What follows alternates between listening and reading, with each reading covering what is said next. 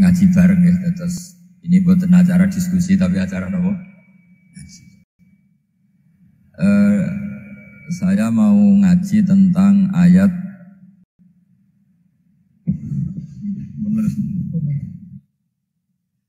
Qul bifadlillahi wa birahmatihi fabidzalika falyafrahu. Ajarkan Muhammad atau katakan Muhammad pada umatmu, sebaiknya atau seharusnya mereka hanya gembira dengan melihat fadlnya Allah dan rahmatnya Allah. Ini harus kita pahami mulai dari konstruksi yang paling pokok, yaitu akidah. Dua ahwal. Ahwal itu satu perilaku sosial. Tiga mutamimat, sesuatu yang tidak pokok, tapi kita butuhkan dalam mengawal hidup ini. Saya beri contoh, orang itu sampai maksiat, itu karena cari kesenangan. Misalnya baru penat itu, ingin seneng, ada orang yang macam-macam lah, ingin melihat maksiat, apa itu pornografi, apa nyabu, apa macam-macam. Itu sebetulnya agama punya konsep yang luar biasa, yaitu seharusnya seseorang itu gembira dengan ketaatan. Lalu pertanyaannya, caranya gembira gimana? Gembira itu mudah. Jadi misalnya kamu sujud sama Allah Subhanahu wa taala. Terus cara berpikir begini, ini sekaligus ijazah. Cara berpikir begini. Ya Allah, ini kata Sayyidina Ali, kafani izzan an akuna laka abdan wa kafani fakhron an takuna li rabban. Ya Allah, betapa sialnya saya andaikan saya jadi budak dari makhluk yang sama. Misalnya sampean itu seorang kiai atau rektor atau doktor atau orang terpelajar, kemudian kamu jadi budak atau hamba dari makhluk yang setara, betapa hinanya saya. Maka kata Sayyidina Ali, ya Allah, saya ini cukup bahagia, cukup bangga karena jadi budak, jadi hamba dari zat yang super atau yang maha super. Gini kok Allah Subhanahu wa ta'ala. Sehingga ada kebahagiaan yang luar biasa karena menjadi hambanya Allah Subhanahu wa ta'ala. Setelah bangga dengan jadi hambanya Allah, maka kita akan malu. Malu misalnya kok saya bahagia itu nunggu melihat pornografi, melihat maksiat. Itu terus menjadi malu. Kenapa saya bisa didikte oleh hal-hal seremeh itu? Ya, kita malu karena didikte oleh hal-hal yang seremeh itu. Karena kita didikte oleh nafsu. Jadi izzatun nafsi, satu harga diri seseorang itu harus dihidupkan untuk hanya tunduk kepada Allah Subhanahu wa ta'ala. Sehingga Nabi itu melatih satu logika tarkul ma'asi. Nabi itu dulu ketika ada seorang pemuda yang ya karena mungkin pemuda ya, dia itu mau masuk Islam, tapi uniknya kata pemuda tadi, saya masuk Islam tapi asal dibolehkan bebas zina. Jadi ini agak sableng gitu. Jadi mau masuk Islam syaratnya dibolehkan apa? Zina atau free sex gitu. Karena orangnya agak hiper. Itu Nabi tidak langsung mengancam dengan neraka enggak. Ketika mau pamit gitu, semua sahabat melarang. Mah itu jangan, kamu jangan suan Nabi. Itu permintaan yang enggak masuk akal. Setelah lama ditahan, terjadi kegaduhan di masjid. Nabi dengar, itu ada apa itu? Itu ada pemuda yang mau masuk Islam tapi yasta'dzinuhu fi zina. Tapi mereka minta izin Nabi untuk tetap boleh zina. Kata Nabi, pemuda itu suruh masuk, suruh menghadap saya. Ketika menghadap Nabi, saya ulang lagi, ketika menghadap Nabi, Nabi mengajarinya itu luar biasa.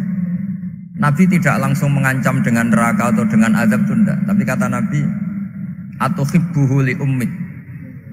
Kamu suka kalau ibu kamu itu jadi demenannya orang banyak. Oh enggak ya Nabi, yang demen ibu saya tak bacok kan. Karena ini ya agak preman, di mana-mana orang nakal agak preman. Terus atuhibbuhu li bintik. Kamu suka kalau putri kamu ya digitukan orang-orang. Oh ya enggak Nabi, yang gitukan putri saya tak bacok. Atau saudara bapak kamu digitukan. Nabi itu mengeset ya. Cara sekarang itu otak mungkin. Nabi itu meluruskan otaknya anak muda itu. Betapa buruknya zina. Cara bahasa Arab ditakbih. Betapa buruknya zina. Kamu suka kalau korbannya ibu kamu, putri kamu, bude kamu, bule kamu. Sehingga orang itu matur ya hasbuka ya Rasulullah, ini sudah cukup. Saya tidak pernah melihat sesuatu seburuk zina. Jadi fa'alqallahu fi qalbihi bughdha zina. Kemudian Allah meletakkan di hatinya, menanamkan benci zina. Sehingga akhirnya pemuda tadi menjadi iffah, menjadi menghindari zina. Artinya begini ya, ini mungkin yang lolos dari para kita sebagai dai. Kita tidak belajar banyak tarbiyahnya Rasulullah Shallallahu Alaihi Wasallam. Jadi kalau kita benci maksiat itu jangan hanya ditahdzir, ditakutkan neraka itu enggak. Jangan hanya itu, tapi di logika. Oh iya. Jadi kalau kita menghindari maksiat itu selain karena takut azab, itu ada logika, ada rangkaian pikiran yang menjadikan kita anti satu perbuatan apa maksiat. Jadi misalnya gini ya, kira-kira ginilah kalau contoh gampang itu. Ada orang gitu ya, nyanyi dengan pakaian yang mungkin pornografi gitu. Mungkin pemuda-pemuda ingin melihat itu, tapi bisa diobati gini. Kok enak ndekne mergawe kok tak bayari, aku kehilangan duit. Meskipun dengan logika yang agak serampangan, yang penting menjadi kita ini punya harga diri untuk tidak tergantung hal-hal seperti itu. Sehingga Nabi itu cara menggambarkan tadi mulai atuhibbuhu li ummik. Kamu suka kalau ibu kamu jadi demenannya orang lain. Pemuda tadi bilang yang demen ibu saya mau saya bunuh. Ditambah lagi atuhibbuhu li bintik. Bagaimana kalau korbannya putri kamu, bule kamu, bude kamu. Sehingga terus si pemuda tadi betapa buruknya zina. Betapa murahnya zina. Akhirnya pemuda tadi alqawwa fi qalbi bughdha zina. Terus kemudian pemuda tadi itu sangat membenci dengan apa? Berzina. Nah, pikiran-pikiran seperti ini harus kita tanamkan. Harus kita tanamkan supaya orang itu benci melakukan maksiat karena satu memang takut sukhtuwah, takut dibendu Allah atau dibenci Allah. Dua memang logika kita mengarahkan tidak maksiat. Nah ini yang terkait Unisula yang nangani kedokteran, nangani medis. Sesuatu yang dilarang Allah itu pasti madharat. Maka untuk melarang seseorang bergantung sama narkoba misalnya atau hal-hal yang bahaya pada fisik, itu satu tentu bagi ahlullah, tentu karena takut Allah. Tapi banyak masyarakat yang memang benar-benar bisa meninggalkan narkoba karena efek buruknya narkoba, efek buruknya ganja.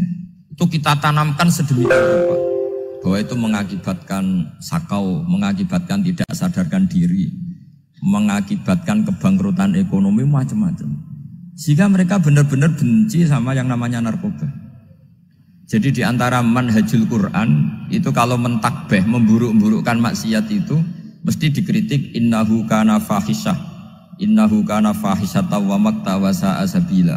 Innahu kana fahisyata wa sa'a sabila. Diulang beberapa kali. Sehingga dibutuhkan kecakapan untuk menganggap satu hal yang buruk itu fahsyah, sesuatu yang enggak rasional, sesuatu yang tidak positif, sesuatu yang pasti berdampak negatif. Sehingga kalau misalnya tadi dibacakan oleh qari kuntum khaira ummatin ukhrijat linnasi ta'muruna bil ma'ruf wa tanhauna 'anil munkar.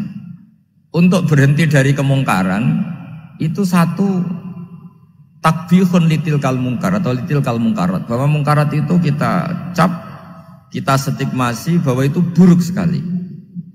Seperti Nabi mengajarkan pemuda tadi, masa kamu suka ibu kamu digitukin lelaki lain, putri kamu, bule kamu, bude kamu, sehingga orang ini pikirannya termindset betapa buruknya zina.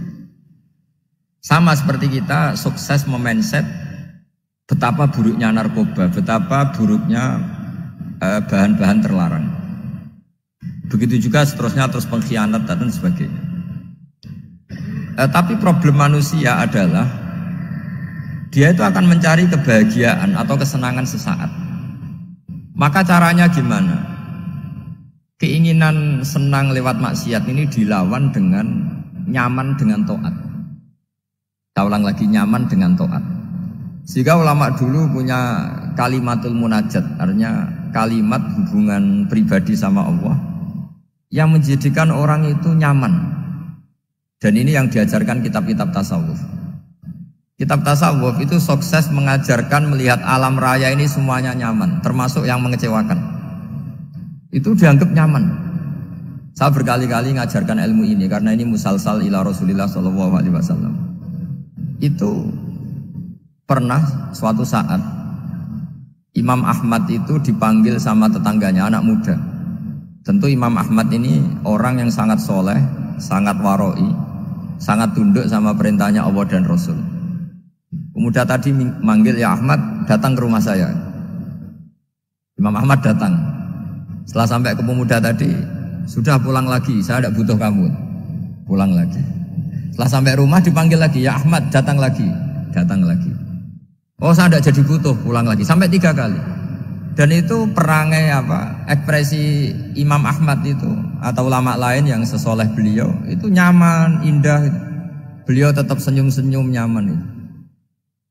Beliau tidak tersinggung, tidak terprovokasi, pokoknya tidak tersinggung, kelihatan nyaman. Lama-lama pemuda ini terus tanya, ya Ahmad, kamu saya perlakukan seperti ini kok tidak tersinggung? Kamu senyum-senyum saja, happy-happy saja. Jawabnya Imam Ahmad itu unik. Wahai pemuda, saya kamu panggil itu senang sekali. Karena kata Nabi, kalau kamu iman dengan Allah dan Rasul, maka hormatilah tetangga. Jadi saya senang. Karena nuruti perintah Allah untuk menghormati tetangga. Jadi tidak ada urusannya dengan kamu. Kagetnya kayak apa? Jadi dipanggil tetangga ya senang karena melakukan perintahnya Allah dan Rasul, yaitu ikramul jar, fal yukrim jarahu. Disuruh pulang, kamu ingin saya pulang, ya saya pulang. Disuruh datang, ya saya datang. Jadi saya tidak tersinggung, saya tidak ada urusan dengan kamu. Urusan saya dengan Allah Subhanahu wa Ta'ala. Itu kalau bapak-bapak istrinya ngomel terus sabar itu ya bagus. Saya tidak punya urusan. Kalau kamu terprovokasi oleh istri, berarti kamu didikte oleh makhluk. Masa seorang rektor didikte makhluk? Kan tidak keren. Apalagi seorang habib didikte makhluk, kan tidak keren. Yang bisa mendikte kita hanya Allah Subhanahu wa Ta'ala. Dan Allah mendikte kita, mengajarkan kita wa ashiruhunna bil ma'ruf fa in karihtumuhunna fa asa an takrahu shay'an wa yaj'alallahu fi khairan katsira. Jadi cara melihat istri kita bawel gitu atau cerewet, alhamdulillah ini ada pahala tanpa modal, cukup sabar. Kalau istri kamu sedang mesra malah mintanya ke mall, malah biayanya tinggi. Murah mana dapat pahala dimarahin sama saat mesra minta ke mall? Milih yang pertama kan? Nah ya itu tidak usah modal itu. Ya gitu aja. Jadi kalau istri sedang marah bawel, anggap saja ini rezeki, dapat pahala tanpa apa? Biaya. Nah kalau pas rukun malah nantang ke mall, biayanya malah tinggi. Jadi ulama dulu itu melihat dunia itu happy. Pernah Imam Syafi'i dikasih tahu, orang yang tadi nyium tangan kamu ya, itu di rumah menghujat Anda. Jadi dia sopan hanya di depan Anda, kalau di luar menghujat Anda. Jawabnya Imam Syafi'i lucu. Ya baguslah. Yang cerita ini kaget. Kenapa bagus ya Abu Abdillah? Kalau manggil Imam Syafi'i ya Abu Abdillah. Ya berarti saya masih wibawa, di depan saya tidak berani katanya. Jadi dipandang enteng saja. Jadi kalau kamu di depan kamu istri kamu tidak berani belanja, tidak ada kamu belanja banyak, anggap saja Anda wibawa. Jadi enteng saja. Pernah Imam Syafi'i dikasih tahu, separuh dari kampung Anda itu nggak suka kamu. Ya baguslah. Kenapa? Oh nak rukun malah bakal utang katanya gitu. Kira-kira yang utang itu yang rukun apa yang neng-nengan? Yang rukun. Jadi enteng saja mungkin. Masyhur itu makalahnya Imam Syafi'i. Waman asa'a ilaika faqad atlaqaka. Orang yang berbuat buruk sama kamu berarti membebaskan kamu. Kalau saya sedang neng-nengan sama Habib Hasan Toha Putra, beliau naik Alphard nggak nawarin saya sah karena baru neng-nengan. Tapi kalau sedang rukun malah harus repot mana? Rukun sama tidak rukun? repot rukun sebetulnya. Jadi Imam Syafi'i itu happy saja. Kalau sedang rukun sama tetangga ya dianggap rukun itu satu kenikmatan. Sedang nggak rukun ya dianggap satu kenikmatan. Jadi orang dulu itu serilek itu melihat dunia. Kalau kita kan enggak, ego. Wah saya ini suami kok dimarahin istri. Wah ini egonya bangkit. Padahal egonya bangkit itu ada kebodohan di situ. Yaitu seorang rektor didikte seorang istri, seorang makhluk. Apalagi kalau Anda daftar wali itu tidak akan jadi wali. Ini wali kok tunduk sama makhluk. Karena didikte apa? Makhluk. Maka Imam Ahmad ketika tetangganya bully gitu ya santai saja, beliau happy. Ketika pemuda tadi eskal janggal, kenapa kamu nggak tersinggung ya Ahmad? Memangnya saya harus tersinggung gimana? Kan tak panggil tidak jadi, tak panggil tidak jadi. Hei pemuda, saya ini tidak punya urusan dengan kamu. Saya nuruti kamu karena perintahnya Allah. Saya senang melakukan perintah Allah, harus berbaik sama kamu. Sampai 3 kali. Jadi kebahagiaan ini pula yang harus kita latih dalam melakukan ketaatan. Tapi kalau kita sudah tidak bahagia dengan taat itu bahaya sekali.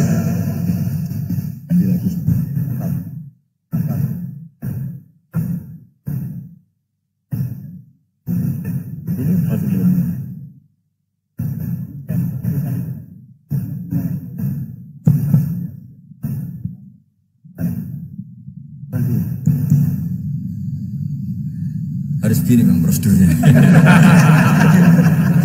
Di DP makhluk itu. Gimana? Di DP panitia. Oh yang ini. Baik bagus ini. Anut saja.